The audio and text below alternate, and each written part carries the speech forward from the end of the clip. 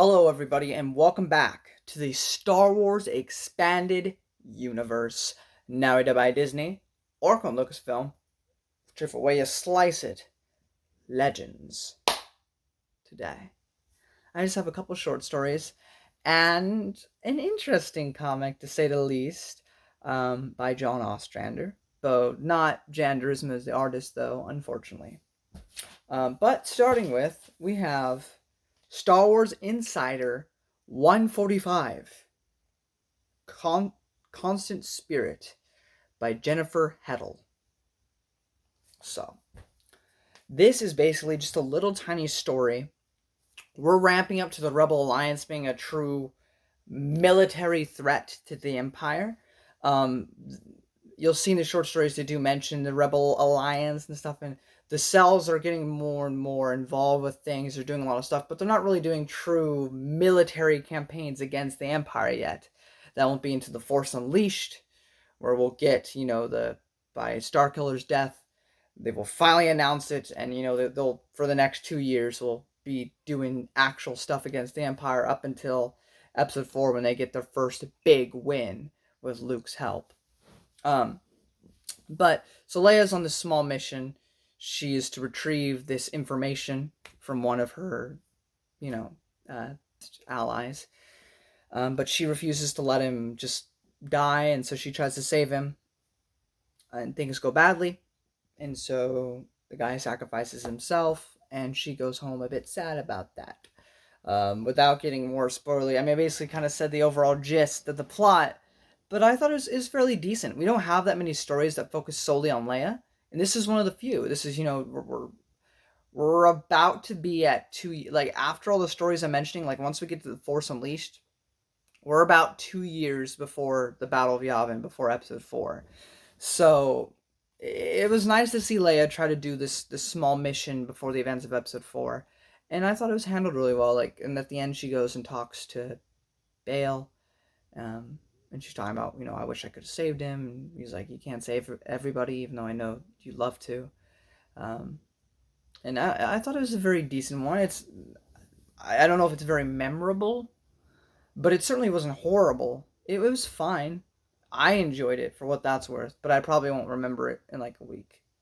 But that's what I have to say about that one.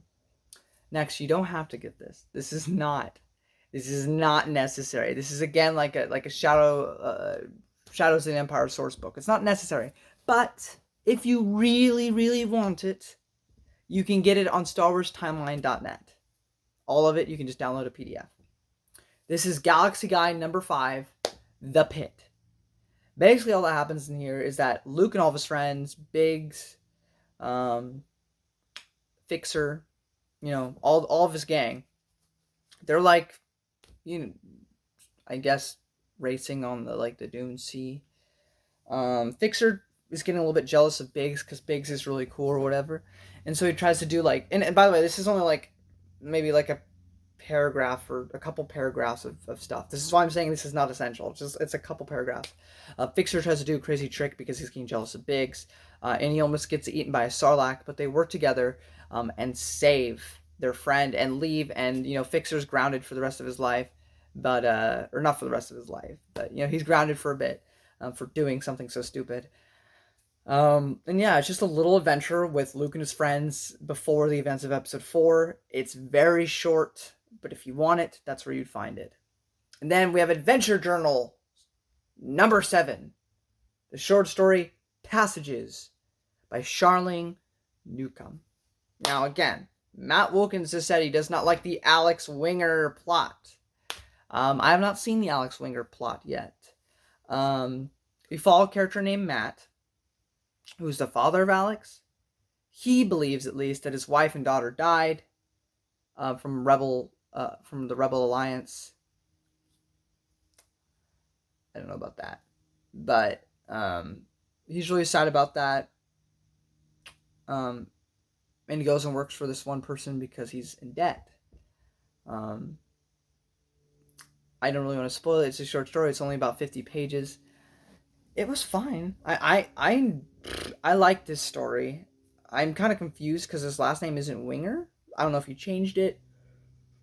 But he said his daughter's name was Alex, which I imagine is Alex Winger, a character will become a big character in the short stories. But as for this one, I enjoyed it. I actually really enjoyed it. I enjoyed this one more than the previous one about, the guy be like, oh, I'm a soldier, or I'm gonna go be a double agent for the Empire. I enjoyed this one more than that one, if that means anything. I can't speak for the Alex Winger stuff because I haven't read it yet chronologically, but when we get to it, I'll see if I hold the same opinion as Matt. But I'll say for this one, I think Charlene did a perfectly acceptable job. Now we move on to the title of this video, which is Agents of the Empire. Sorry, Agent of the Empire by John Ostrander. So issues 1 to 5, the first big arc is Iron Eclipse.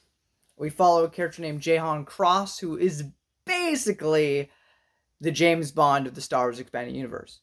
He is the James Bond for the Empire. Basically. That's the vibe you get from him.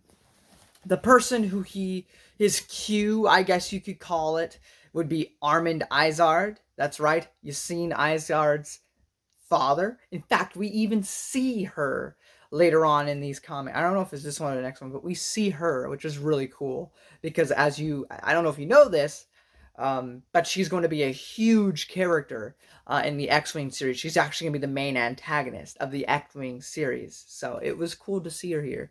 We saw her before in those old web strip or the web strips that took place after episode 3.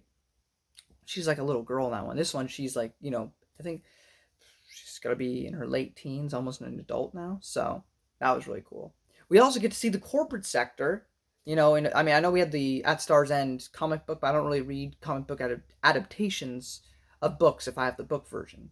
But we got to see the corporate sector. He even gets help from Han because they weren't like exactly friends, but they were on good terms from the Imperial Academy back when Han was still in it. And at the Brian Daly books, he's out in the corporate sector right now, so he goes and gets help from Han Solo, which is kind of cool. And then the robots are evil. This Imperial Moff was corrupt, and then he got killed by James Bond, basically. But James Bond shenanigans, he gets his face plastered onto a robot, so he's still like alive in a sense. That was a little bit weird. And Jahan has to destroy that because it's too dangerous, this evil plot, even for the Empire to wield, because it would be chaos. I mean, the one thing we do learn, which I thought was actually interesting, because he's portrayed as like a good guy, relatively, of course, for being an Empire guy, because at the Battle of Coruscant, during episode 3, his mother died and sister was kidnapped. And so he thought, and then he went searching for his sister, but by the time he got to her, remember, he was like a little kid back then, she was dead. And so he came back up only to find out that the Jedi had betrayed the Republic. And so he grew up, joined the Imperials, and firmly believes that they are, fighting the good fight. So that was really cool. We go on to the second story plot, which is Hard Targets.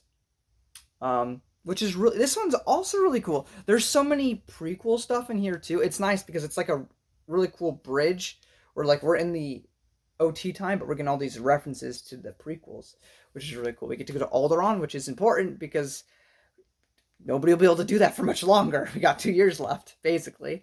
We get to see Bail trying to form more alliances for the Rebel Alliance. Oh, right, this is where we see Yassine Izard, and that was really cool, because she's, she's really cool. But we got to see her. We get to see Boba Fett in this series, too, which is, always usually fun. And it just helps cement that this guy is James Bond, Jahan, because he freaking kisses, like, every girl he meets in these issues. It's kind of crazy, but it's very James Bond vibes. There's a plot, because we go to Sereno, Count Dooku place. We learn what happened after the Clone Wars. That was pretty dark. Darth Vader shows up. He's like, yeah, Count Dooku sucked. So now all of you that supported him, I hope your friends and family kill you, because if they don't, I'm going to kill all of you. So they all had to kill their like family and friends that were, loyal to to Count Dooku from the prequels, and then they had to kneel in the blood of the people that they had to kill, and swear fealty, to the Empire or whatever. And then they got a new Count Dooku, somebody related to Dooku, but not the Dooku that we know. It's just the same last name, so you're not confused. Because Count Dooku from the prequels is dead. A different Count Dooku.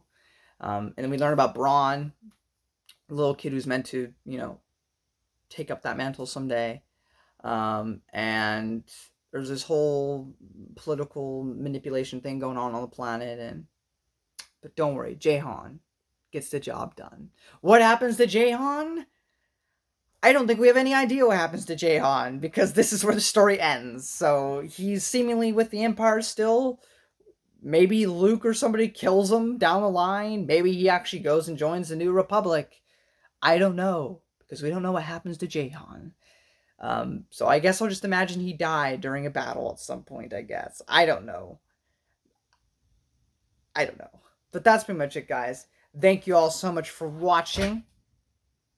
Up next, I have for you The Force Unleashed.